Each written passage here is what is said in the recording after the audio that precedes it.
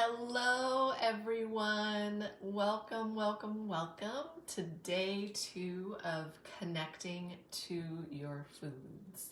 I'm so excited that everybody is here. I am so excited to be back on here and talk to you guys about one of my favorite subjects ever, which is how to connect to your food through an elimination program or an elimination diet. I'm so super happy to be here today.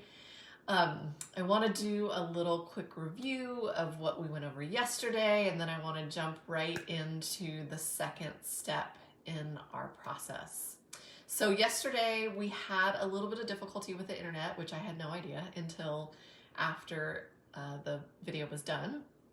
So just know if that happens today, then this video will be posted in its entirety without any crazy internet glitches as soon as it's over. So you'll be able to view it anytime for the next at least 30 days and ask questions, and I'll go in and look at comments and all of that. If that happens again, hopefully we have corrected that issue, but if it does happen, just know that you can watch it later. So yesterday we talked about the first step in our 4-step process of an elimination diet, and the first step is elimination. So we talked about why you might eliminate foods. One of the reasons why you might eliminate is if you're having any kind of symptoms that you feel like might be related to your food. So if you're having digestive upset, bloating, or gas, or stomach upset, any kind of pain, if you're having heartburn or reflux, if you're having low energy, or you just feel like you're not really absorbing your food, or if it sits for a long time, that would be a good reason why. If you're not sleeping well, if your hormones aren't balanced, any of those things, if I saw someone as a patient, I would think, let's check into the food. Let's see, if we can eliminate some things, try to figure out what foods are working and what's not. That would be the whys of elimination. Now, the how of elimination, which we talked about too yesterday, is you basically take out certain foods. So in this elimination process, generally we take out the most hyperallergenic foods from your diet for a limited amount of time. So usually between 2 and 6 weeks. The more symptoms people have, the longer you go. The less symptoms you have, the shorter that you go, and your immune system doesn't need quite as much time off from those foods.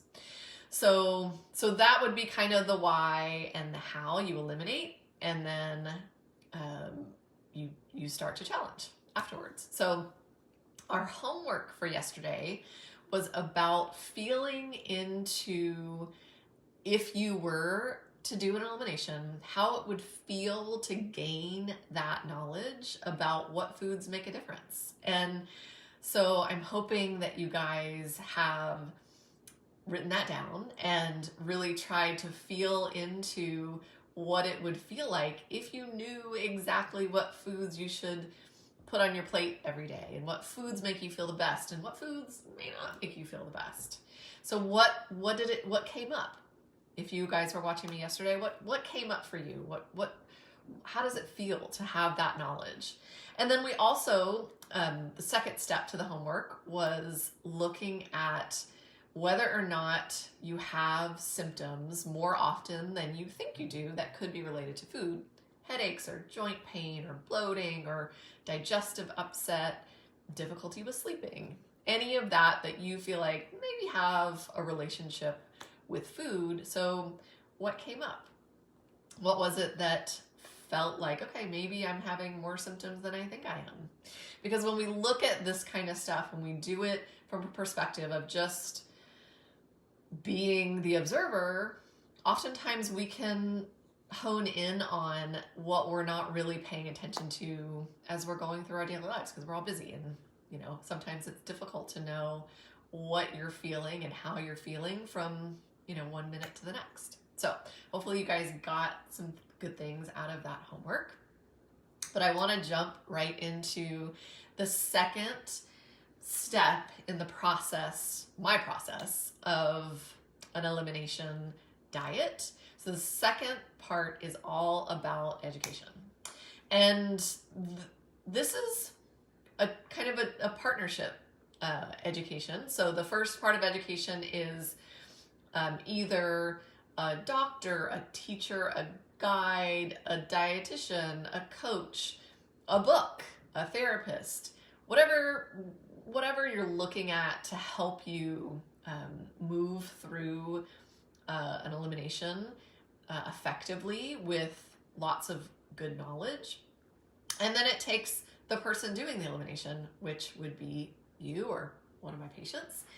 And that partnership is really important because the guide or the coach or the doctor is going to help see things through a little bit of a different lens, to see things through a different perspective.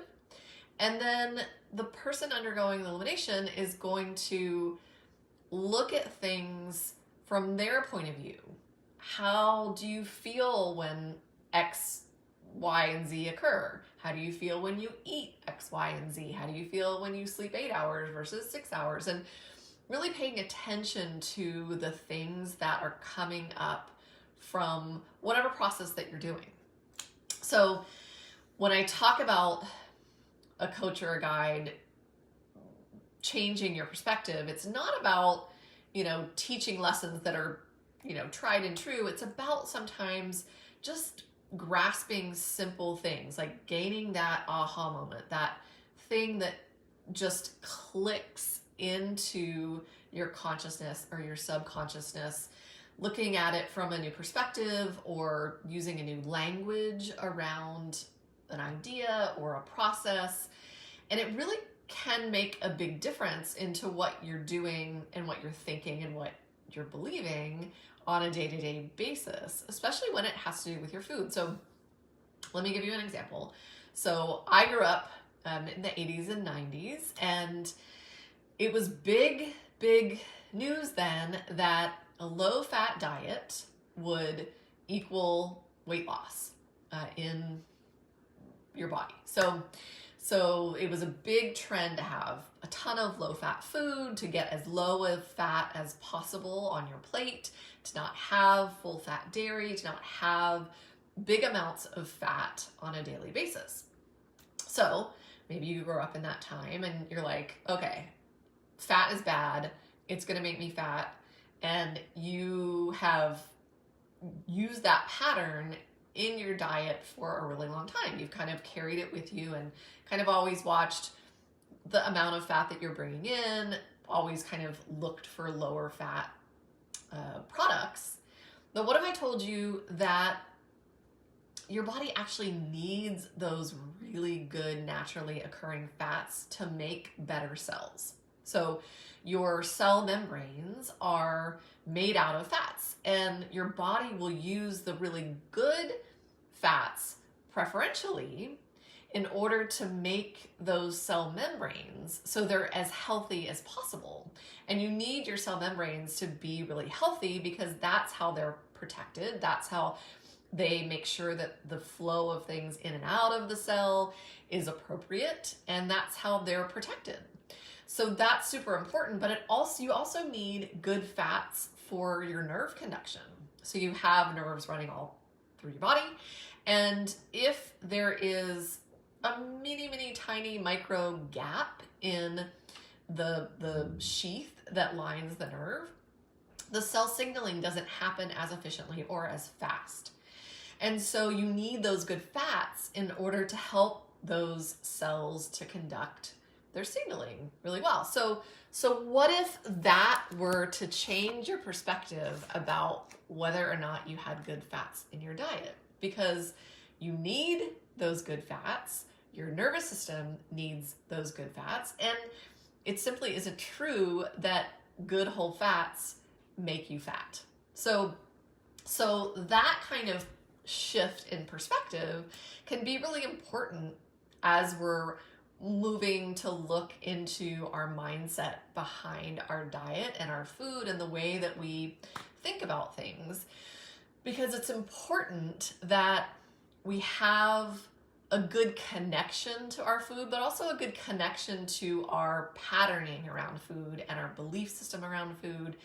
And you get that by talking to a guide or a coach or a doctor. You get that by reading a book or just having that little bit of more information.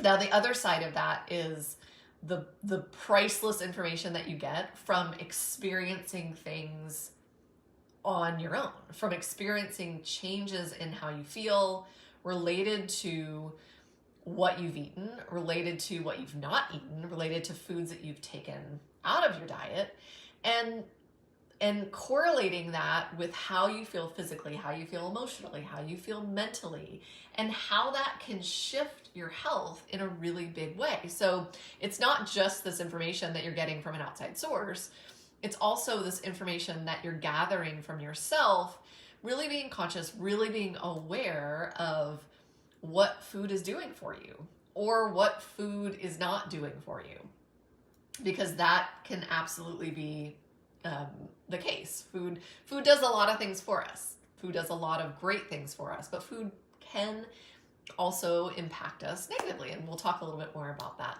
later.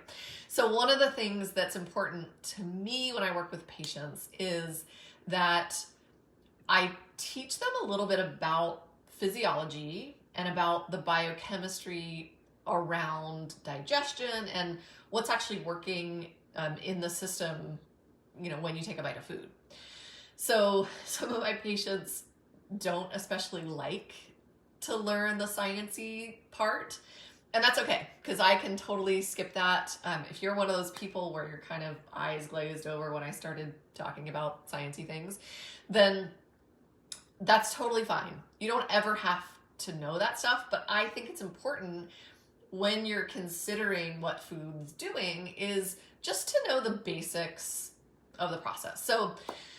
So who knows how food works in the body? So I'm going to kind of take a bite and tell you how it goes down in your digestive tract, because the digestive tract it's a closed system. It's a closed tube.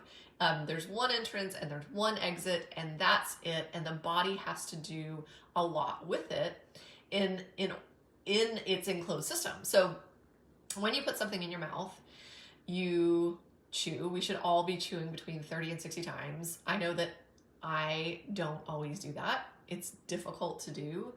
It hurts your jaw and it can be really time consuming. So that piece of it can be hard, but that's where we start digestion of carbohydrates. And so the more you can use that mechanical process of degrading and getting your food kind of into a mush, the better the carbohydrates are going to be absorbed and the better that they will be broken down. So the next part of digestion is in the esophagus. Now the esophagus is more kind of mechanical. It just kind of is a tube that moves the food from your mouth to your stomach. There's a flap on the bottom that has to stay really efficient in allowing us to pass food through, but not pass food back up, which happens when you have like heartburn or reflux. So that's an important piece, and the esophagus can oftentimes get inflammation when we're eating foods that aren't so great for us, or we're letting food sit and ferment in our stomach for too long. So that's an important piece. Now the stomach has a really big job. It breaks down all of the protein into individual amino acids. It breaks down the fats into their individual lipids. And it's really where your pancreatic enzymes start to work so that you're able to break apart the food as it goes into your small intestine. Well, the small intestine is super huge with absorption. It's where we absorb most of our vitamins and minerals. And it's really important because there's a border, it's called the brush border. It has these little fingers that kind of move things along the intestines.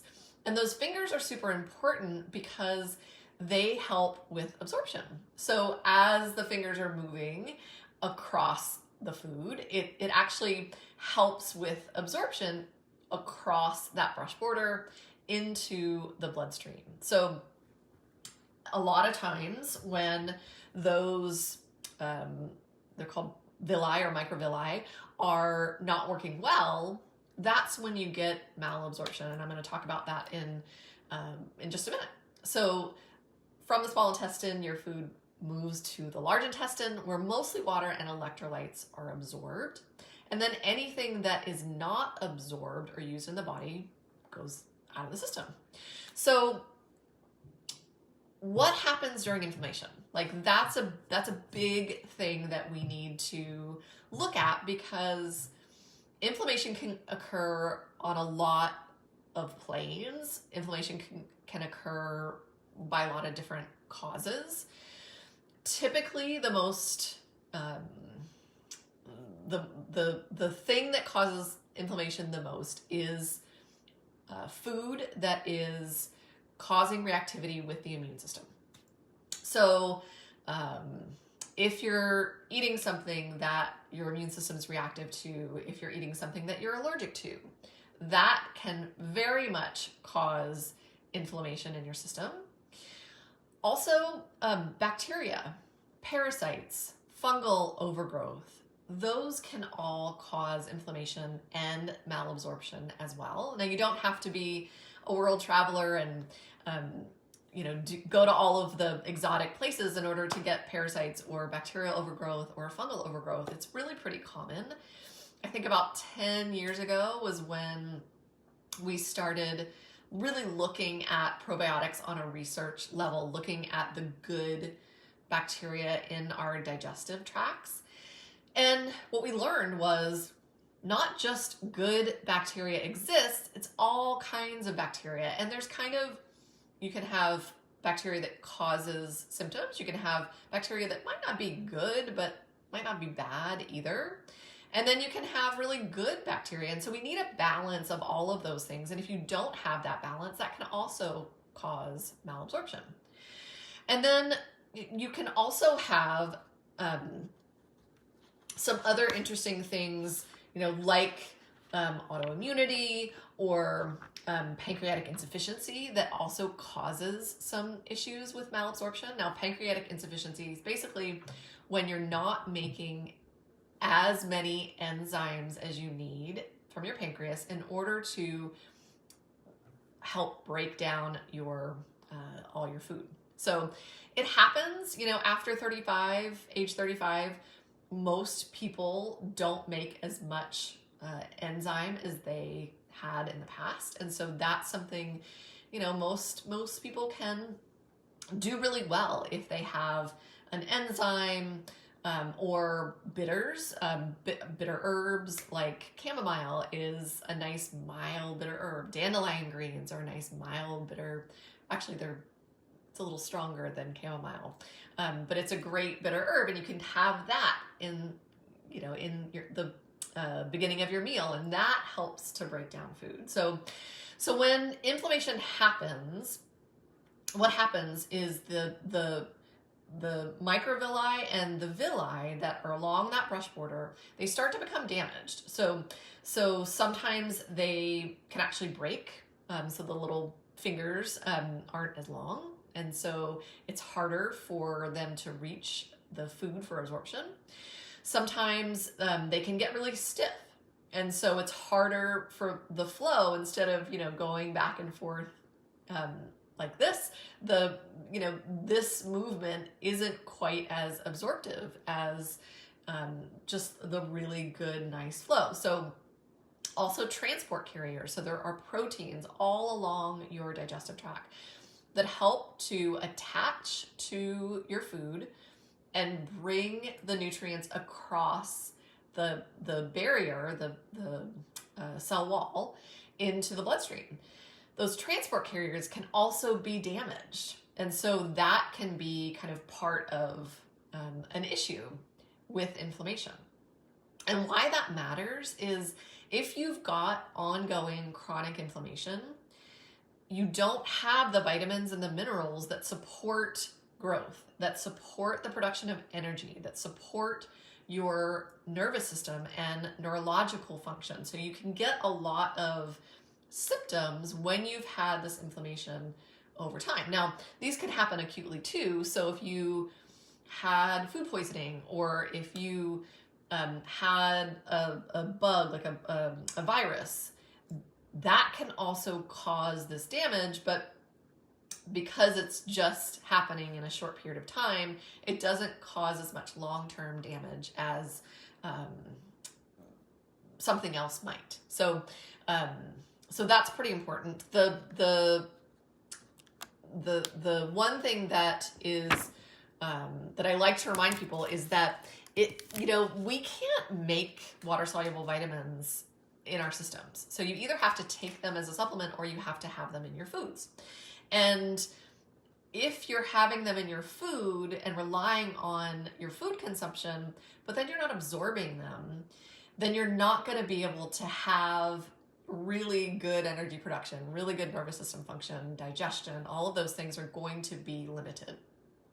So that's a pretty important piece. And the inflammation it's something that's common, and sometimes you don't feel it. Sometimes it doesn't have a reaction in the body to be a symptom that you can feel physically, but maybe over time, that's what happens is you start to feel like, oh gosh, like I have all of this bloating, or I have all of this pain, or I have headaches, or whatever the case may be, joint pain, fatigue. Those are all symptoms of malabsorption. So when I start talking to patients about an elimination, I really like to talk about the foundation first. And so the reasons why we eliminate and the education behind it is really important, but we also have to know a little bit about the vitamins, the minerals, the serving sizes of what we're eating in order to be really informed about what food's working for us, what food's not working for us, and what choices we can make. So most people don't think about how many serving sizes of protein or of carb or of fat they have on their plate. And it's not something that most people realize when they're having, their dinner or their lunch or their breakfast, because serving sizes are kind of this interesting concept that don't change. So serving sizes are like, for example, like a fat serving size is 1 tablespoon. So 1 tablespoon of oil, 1 tablespoon of mayonnaise. Carb serving would be 15 grams of a carbohydrate. So like a half banana, a half of an apple, 1 small corn tortilla, 3 cups of popcorn, or protein. So 4 ounces of protein, the size of your palm, or a deck of cards. So that's something we've probably all heard, but when you're, filling your plate up, it's not something that we're probably really conscious of. But do you know how much you need to sustain your energy, to sustain your body weight, to sustain your nourishment? Like, that's something that's important, because as we take food out of our diet, we need to know, like, okay, how much macronutrients are we getting? How much do we need to sustain ourselves? And are we absorbing those things in order to get all of this benefit and physiological function? So I like to talk to patients about those things as we're eliminating, because it's important. As you for an elimination diet, generally you have recipes, you have menu plans, you have everything planned out. But what about when you go into making things for yourself, when you go into filling your plate up with foods that weren't from a curated list? It matters. And, we want to be able to at least look at our plates and know what's there. So one of the reasons why I became a registered dietitian and I did my master's in nutrition was because when I was going through my schooling to be a naturopathic doctor, we did a lot of education on therapeutic supplementation. So if you have X condition, it is well researched that if you use Y herb or amino acid or vitamin or mineral, that's how you can help to shift the potential of whatever condition it is, right? Makes sense. That's how medications are used a lot of times. What I wanted to do is to be able to look at my plate, to be able to look at a patient's plate and see what is happening on the plate as far as the macronutrients, so the protein, the carbohydrates, the fats, and the vitamins. So, are you getting enough vitamin C? Are you getting enough magnesium? Are you getting, enough of all the other water-soluble vitamins, all of the Bs that are needed for energy production? So it's pretty important to me that people know, at least on a really foundational level, that what you're putting on your plate will turn into your cells and will turn into your body. So if we're putting things in that we know, okay, we want enough water-soluble vitamins because we can't get those, we can't make those in our system. But also, are you getting enough minerals as well? Because that's super important. And what a lot of my patients do for convenience, for ease, for a lot of reasons, is they don't have a variety in their diet. So they're eating kind of the same foods every single day, whether it's they already know those foods feel good for them and they don't want to rock the boat, or it's just because, it's easy, it's convenient, they're the foods that they like. But what's hard is that minerals compete for absorption. They always compete for absorption because that's how the body keeps the minerals from getting in too much excess. And you don't want too much excess, you don't want too much deficiency. So the body has a really good kind of checks and balance way of making sure that you're not getting too much of anything. However, if you're eating the same thing kind of consistently throughout the day, throughout the week, those minerals that are competing for absorption, you might be getting an excess of one and then a total deficiency of another. So that's why variety also matters, because you want to have a lot of minerals, you want to have a lot of variety of minerals, but you don't want them to be competing all the time so that you're going to have too much of one and not enough of the other. The other thing that really matters about the minerals is that, overexposure of minerals, of vitamins, of proteins can actually cause reactivity in the body. So that inflammation occurs and the immune system thinks that there's something in your system that shouldn't be there.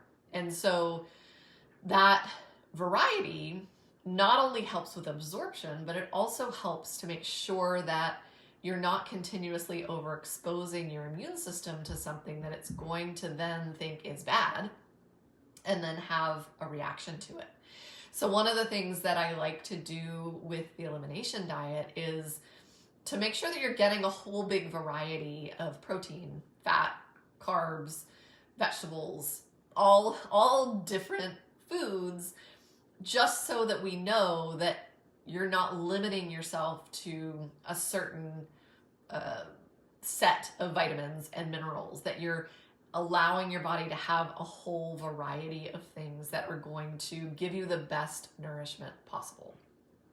And I think that that's probably kind of from a biochemical standpoint, from a physiology, I think that those are the basics. I think knowing that you need variety for absorption, knowing that you have absorption from the minute that you take a bite of something until the very end. I think those are probably the most important things. In Whole Body Reset, we go through digestion, we go through vitamins and minerals in a much larger capacity so that you are really informed about the different variations of what that looks like on your plate, the different reasons why, and a little bit more in depth into what that means for you on a really physical basis and on a day-to-day basis, because we have to be able to incorporate this into our lives in order to make it click, to be understandable. So those are the basics of physiology. So if you don't like the sciencey part I'm gonna switch gears now and talk more about lifestyle kind of stuff that I like to talk about with eliminations, because I think it all goes into how we consume and what we consume and how it can make us feel the best. So number one thing I talk about with patients is stress management. So how do you manage stress? Two questions I ask patients all the time. How do you manage stress? And do you feel like you're managing stress well? And I get a variety of answers. It could be, oh, I don't know how I manage stress, or I don't manage stress, or I don't think I manage stress very well at all. And that's pretty typical. That's pretty common for people just not to really think about stress in that way. But managing stress is really important, especially when we're talking about food consumption, especially when we're talking about eating and making sure that we're absorbing and making sure that we're metabolizing and digesting our food. So during times of stress, we're in fight or flight. You guys have all heard fight or flight. So basically what happens is our bodies think that either we are running really fast away from our enemy, or we are fighting for our lives. And so in both of those instances, your body needs to put lots of circulation in your extremities, so your arms and your legs, so that you can run fast. We also need lots of circulation to our brain so we can think fast and get out of the situation.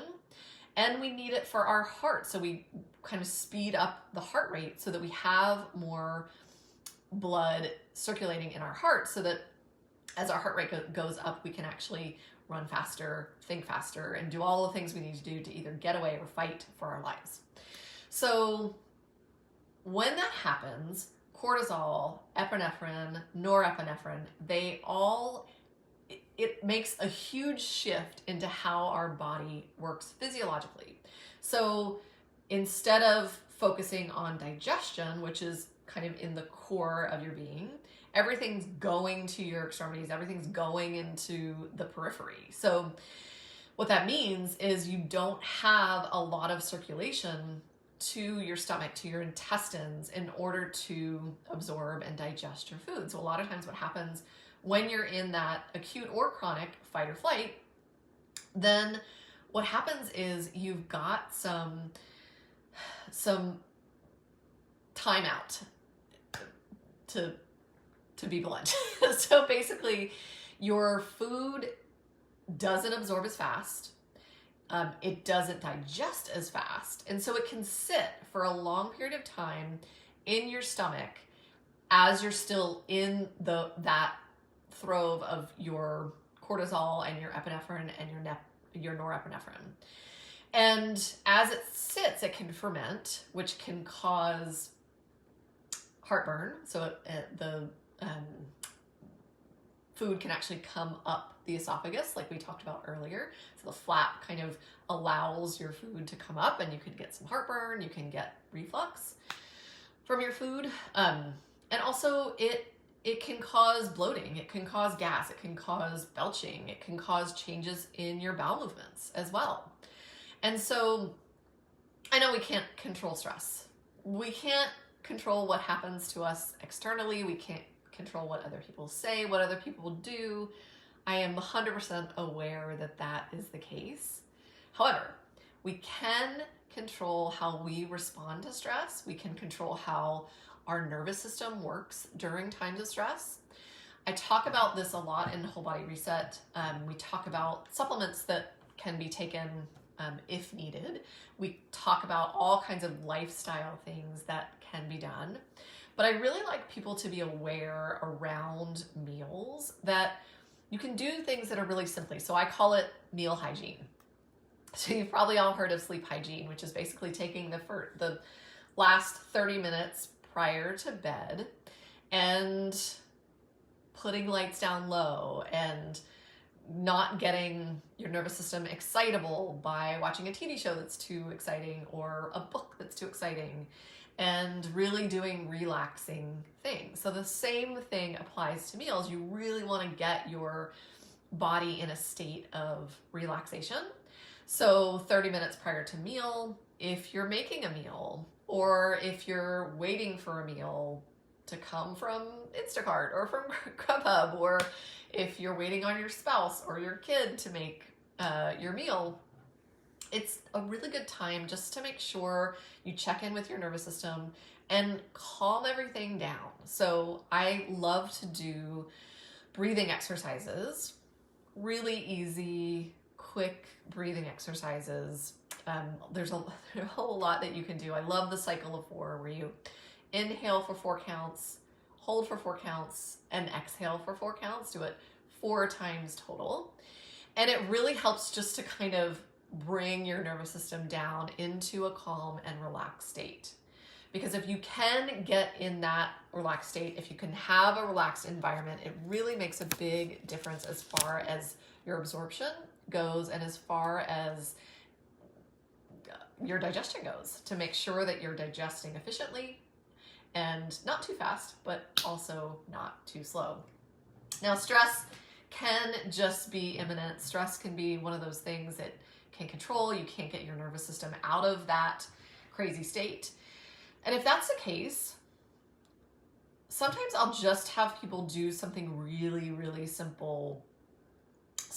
You can do a tablespoon of nut butter, or you can do a small amount of a protein smoothie, and then wait until the stress has declined, and then have your full meal. Have something that will maintain your blood sugar, have something that will kind of satisfy your craving or your need to have something in the moment, and then have your meal afterwards. Because it does matter. Your digestion is altered significantly when you have stress, or when you're in that moment of fight or flight.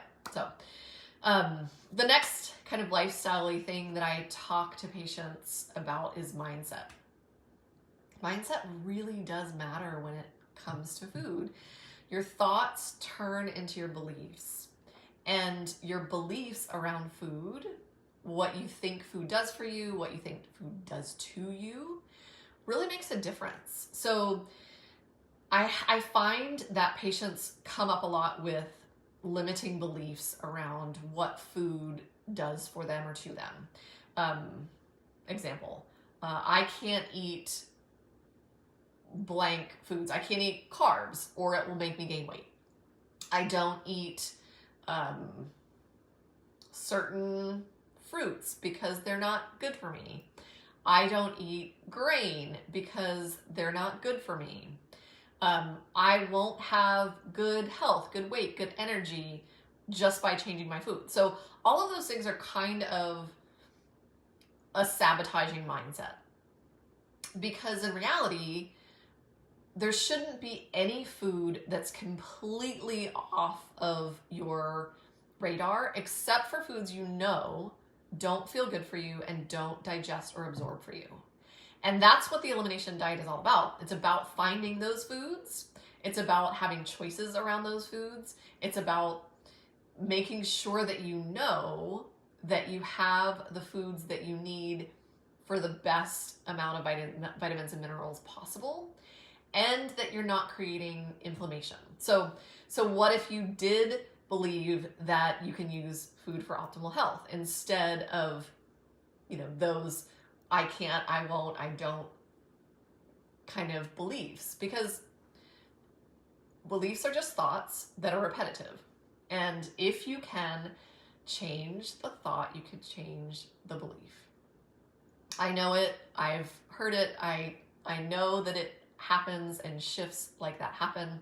So I'm going to talk a little bit more about that tomorrow, about shifting those belief systems, but I'll kind of leave that there for now, because I think that's super important. And the last, I talk about a lot of lifestyle things, but the last really kind of pillar of lifestyle things that I talk about in Whole Body Reset and with all my patients is exercise. Because exercise is different for everyone. Some people, a 10-minute walk is enough for them. Some people need an hour of swimming. And a lot of patients of mine don't know what works. They just do what they've done for a long time, or what their friend has invited them to, or a class that they think is good. So a lot of times I have patients that will do high intensity exercise, and they'll do it for a really long time, and then all of a sudden one day they're like, gosh, every time I do my high intensity exercise, I feel great when that happens, and then an hour later I just want to go take a nap. Or someone will have been a runner for a really long time, and they're like, running always used to make me feel great. Now, 5 minutes in, I have cramping in my legs, or I just get really tired. I feel like my eyes are rolling in the back of my head.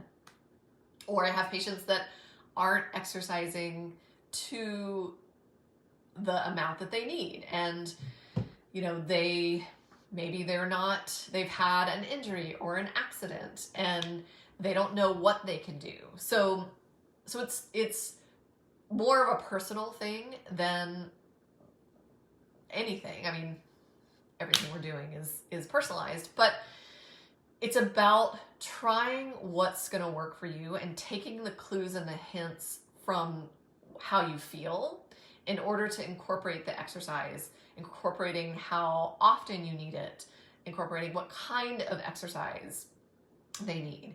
Because the educational piece that a patient does really is, it's more profound, it's more important than anything that I could ever teach you. I learn a lot from each one of my patients.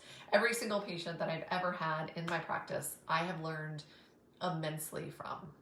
I learn about how to treat other patients. I learn about them specifically. I learn about how I can do things differently, or how things might change, how my perspective change. And I love that. But the things that patients learn about themselves, if they're really conscious and they're really aware of what's going on for them, as far as, their energy, their food intake, their sleep patterning, their stress management, their mindset, all of those things really, really matter. And when we're talking about connecting to foods, when we're talking about finding your foods that really work, the awareness, the consciousness that patients have, that you will have, is so significant, because you're the one that will be able to shift. You're the one that will be able to change the dynamic, to change your own language, to change the conversation around what you choose and what you do in life, because that's just,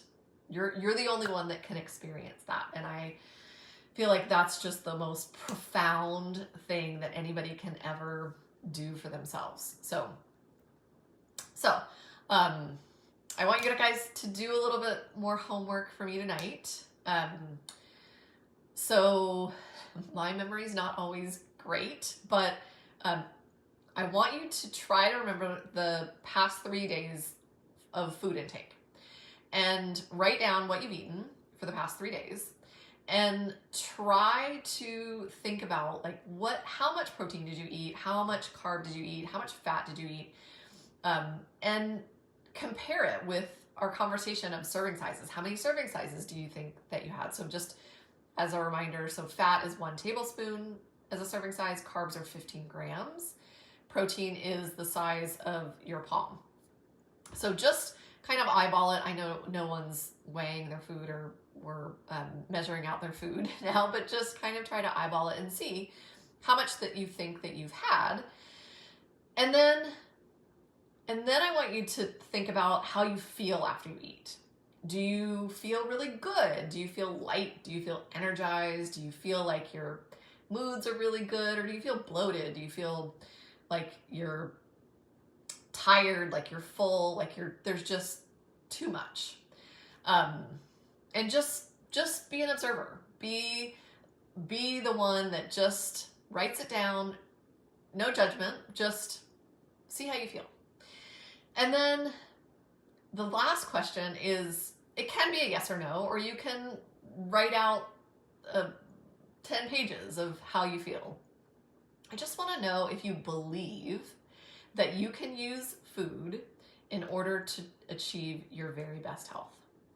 Is that something that you actually believe? You can You can manage your intake, you can monitor your intake, you can choose your intake in a way that's going to affect your health in a really big way. You can change your energy, you can change your sleep, you can change your moods by what you're ingesting. So I just want to know whether or not that's something that you actually believe, because I feel like that's an important conversation, and we'll talk about that tomorrow when I do day 3 and we talk about the third step in an elimination diet, which would be all about experimentation and the challenge phase of bringing foods back into your diet.